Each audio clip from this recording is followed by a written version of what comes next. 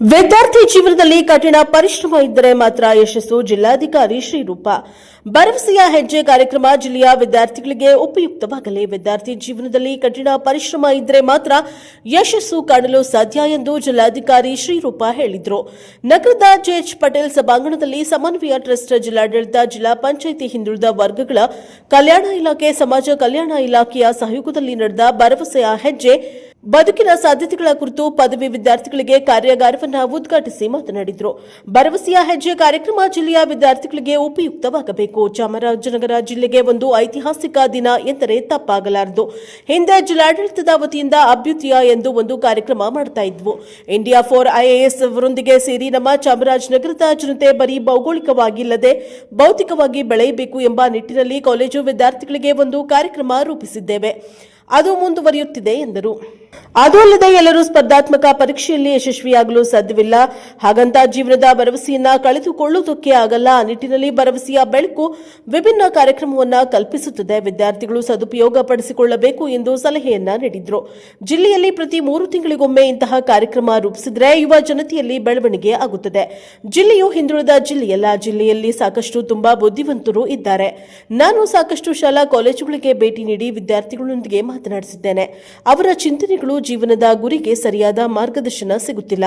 ಆ ನಿಟ್ಟಿನಲ್ಲಿ ಸಮನ್ವಯ ಟ್ರಸ್ಟ್ ಸರಿಯಾದ ಮಾರ್ಗದರ್ಶನ ನೀಡಿ ಉನ್ನತ ಮಟ್ಟಕ್ಕೆ ಹೋಗಲು ಸಹಾಯ ಮಾಡುತ್ತಿರುವುದು ಒಳ್ಳೆಯ ಬೆಳವಣಿಗೆಯಾಗಿದೆ ಎಂದರು.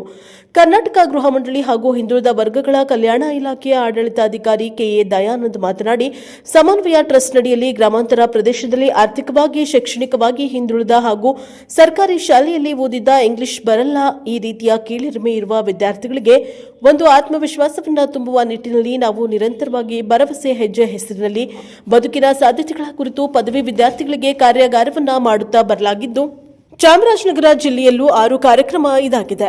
ರಾಜ್ಯದ ವಿದ್ಯಾರ್ಥಿಗಳು ಆರ್ಥಿಕವಾಗಿ ಹಿಂದುಳಿದವರು, ಸಾಮಾಜಿಕವಾಗಿ ಹಿಂದುಳಿದ ವಿದ್ಯಾರ್ಥಿಗಳಿಗೆ ಆತ್ಮವಿಶ್ವಾಸ ತುಂಬಿ ತಮ್ಮ ಬದುಕನ್ನು ಕಟ್ಟಿಕೊಳ್ಳುವುದಕ್ಕೆ ಪೂರಕವಾದಂತಹ ಒಂದು ಸಕಾರಾತ್ಮಕ ಮನಸ್ಥಿತಿ ರೂಢಿಸಲು ನಿರಂತರವಾಗಿ ಇಂತಹ ಕಾರ್ಯಕ್ರಮವನ್ನು ಮಾಡಿಕೊಂಡು ಬರಲಾಗಿದೆ.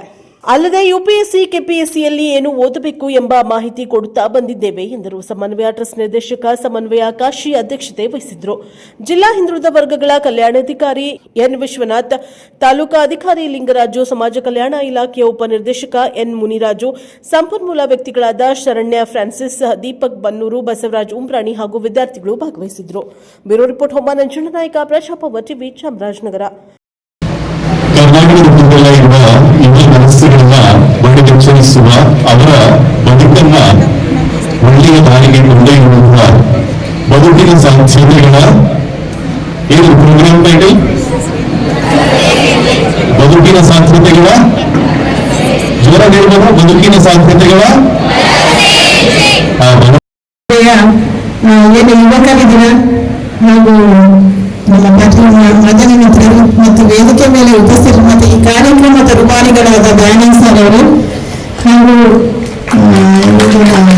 ಕಾಶಿ ಅವರು ಮತ್ತು ನಮ್ಮ DCM ಆಫೀಸರ್ ವಿಶ್ವನಾಥ್ ಹಾಗೂ ದೀಪಕ್ ಬನ್ನೂರವ್ರೆ, ಇದೊಂದು ಒಂಥರ ನಮ್ಮ ಚಾಮರಾಜನಗರ ಜಿಲ್ಲೆಯ ಒಂದು ಐತಿಹಾಸಿಕ ದಿನ ಅಂತ ಹೇಳಿದ್ರೆ ತಪ್ಪಾಗಲಾರ್ದು ಅಂತ ನಾನು ಬಯಸ್ತೀನಿ. ಯಾಕೆ ಅಂತ ಹೇಳಿದ್ರೆ, ನಾವು ಹಿಂದೆ ಜಿಲ್ಲಾಡಳಿತ ವತಿಯಿಂದ ಅಭ್ಯುದಯ ಅಂತ ಹೇಳ್ಬಿಟ್ಟು ಒಂದು ಕಾರ್ಯಕ್ರಮ ಮಾಡಿದ್ವಿ. ಅದರಲ್ಲಿ ಇಂಡಿಯಾ ಫಾರ್ ಐಎಎಸ್ ಅವ್ರ ಜೊತೆಗೆ ಸೇರಿ ನಮ್ಮ ಚಾಮರಾಜನಗರದ ಜನತೆ ಬರೀ ನನ್ನ ಭೌಗೋಳಿಕವಾಗಿ ಇದಿಲ್ಲ, ಬೌದ್ಧಿಕವಾಗಿ ನಾವು ಬೆಳಿಬೇಕು ಅನ್ನೋ ಒಂದು ನಿಟ್ಟಿನಲ್ಲಿ ನಮ್ಮ ಕಾಲೇಜ್ ಸ್ಟೂಡೆಂಟ್ಸ್ಗಳಿಗೆ ಒಂದು ಕಾರ್ಯಕ್ರಮವನ್ನು ರೂಪಿಸಿದ್ದೀವಿ. ಅದು ಹಾಗೆ ಕಂಟಿನ್ಯೂ ಆಗ್ತಾ ಇದೆ. ಅದನ್ನ ಹೊರತುಪಡಿಸಿ ಈಗ ವಿಶಿಷ್ಟವಾಗಿ ಈಗ ಏನು ಅಂತಂದ್ರೆ, it is not only for A competitive exam, ಎಲ್ಲ ರೀತಿಯಲ್ಲೂ ಈಗ ಹೇಳಿದ್ರು ಪ್ರಾಸ್ತಾವಿಕ ನುಡಿಯಲ್ಲಿ ಕಾಶಿ ಅವರು ಹೇಳ್ತಾ ಇದ್ರು ಏನು ಅಂತೇಳಿ 1.5 ಎಕರೆ ಜಮೀನಲ್ಲಿ ಅರ್ನಿಂಗ್ 12 lakhs ಅಂತೇಳಿ.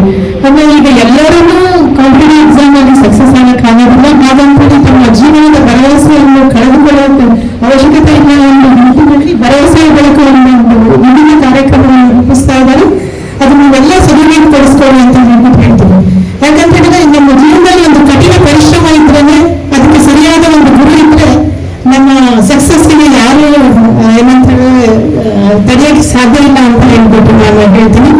ಅಂಡ್ ಈ ಭರವಸೆ ಬೆಳಕು ಹೀಗೆ ಕಂಟಿನ್ಯೂ ಆಗ್ತಾ ಇರಲಿ.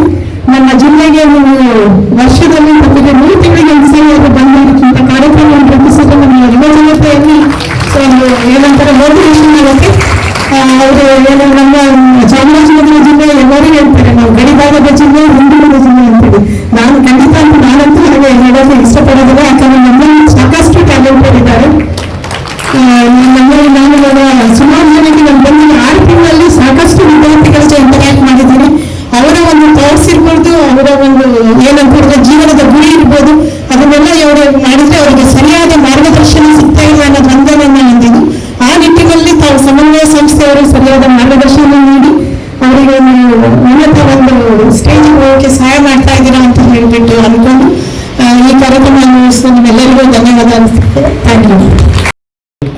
ಅಡ್ಮಿನಿಸ್ಟ್ರೇಟಿವ್ ಸರ್ವಿಸ್ ಅಂತ, ಕರ್ನಾಟಕ ಅಡ್ಮಿನಿಸ್ಟ್ರೇಟಿವ್ ಸರ್ವಿಸ್ ಅಲ್ಲ, ಕೋಲಾರ ಅಡ್ಮಿನಿಸ್ಟ್ರೇಟಿವ್ ಸರ್ವಿಸ್ ಅಂತ.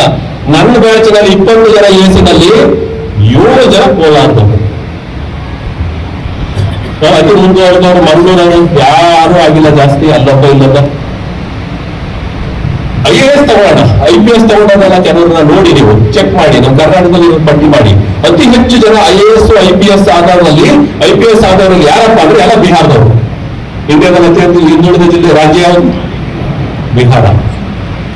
ನಾನು ಬಿಹಾರದಲ್ಲಿ ವೈಶಾಲಿ ಜಿಲ್ಲೆಯಲ್ಲಿ ಎಲೆಕ್ಷನ್ ಅಬ್ಸರ್ವರ್ ಆಗಿ ಹೋಗಿದ್ದೆ, ಕೆಲಸ ಮಾಡಿದ್ದೆ.